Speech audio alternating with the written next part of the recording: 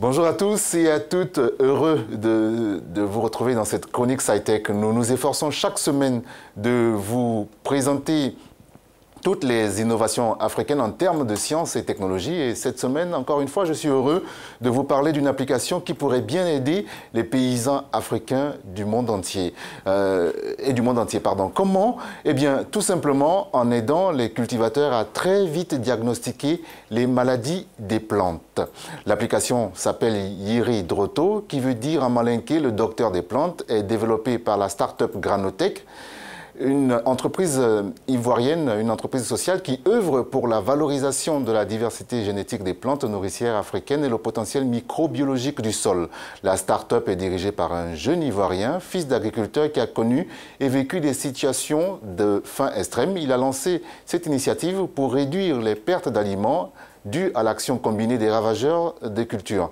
Je vous laisse l'écouter expliquer la solution qu'il a mise en place.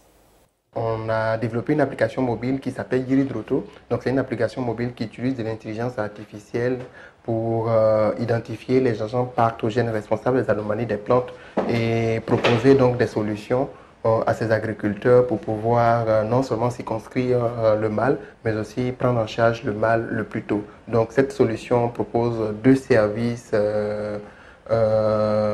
principaux. Le premier service, c'est le diagnostic à l'aide de l'application mobile. Et le deuxième service, c'est la mise en relation avec les entreprises qui proposent donc des traitements de ces pathologies que nous avions identifiées. Mais avec cette application, nous sommes sûrs que nous pourrions réduire de près de 80% les pertes post-récolte, mais aussi renforcer la productivité des petits agriculteurs à travers les champs paysans. Et par ailleurs, essayer d'aller vers une agriculture beaucoup plus de précision. Eh bien, les concepteurs de Yiridroto l'ont voulu hybride et transposable à n'importe quel endroit du monde. Peu importe la zone agroclimatique, l'application a été développée de sorte à être adaptée aux situations de chaque région et zone agroécologique spécifique, peu importe les caractéristiques climato-sceptiques. En plus de diagnostiquer la plante, elle propose aux producteurs des solutions de traitement.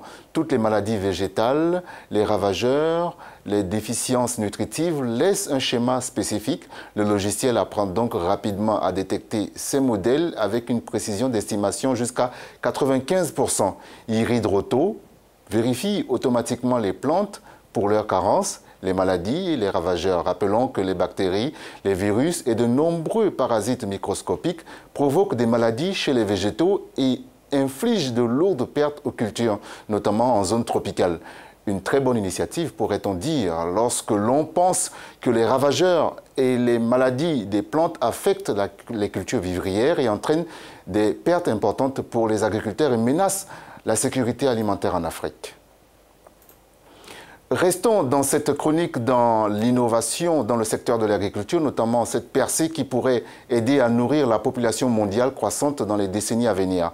Des scientifiques sont parvenus à séquencer pour la première fois le génome complet du blé tendre, c'est-à-dire qu'ils ont réussi l'exploit de développer un peu l'identité génétique de cette céréale, une première, car le génome du blé est 5 fois plus grand que celui de l'être humain et il est considéré par les scientifiques comme le génome inabordable. Cette cartographie, élaborée par 200 scientifiques originaires de 20 pays, a nécessité 13 ans de recherche, selon un rapport publié jeudi dernier par la revue Science. Quel est l'intérêt d'une telle découverte, me diriez-vous? Eh bien, c'est tout simplement pour une meilleure qualité et plus grand rendement. Le blé, disons-le, nourrit plus d'un tiers de la population mondiale.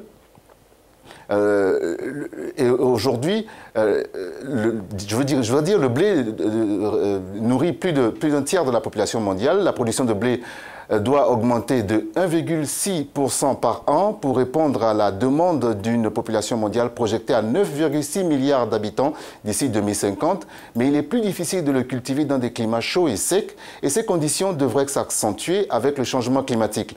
Le séquençage devrait ainsi pallier ces problèmes et permettre une plus grande résistance aux maladies, davantage de rendement et une meilleure qualité. Voilà, c'est la fin de cette chronique SciTech que j'ai eu le plaisir de vous présenter. Je suis Serge Kofi.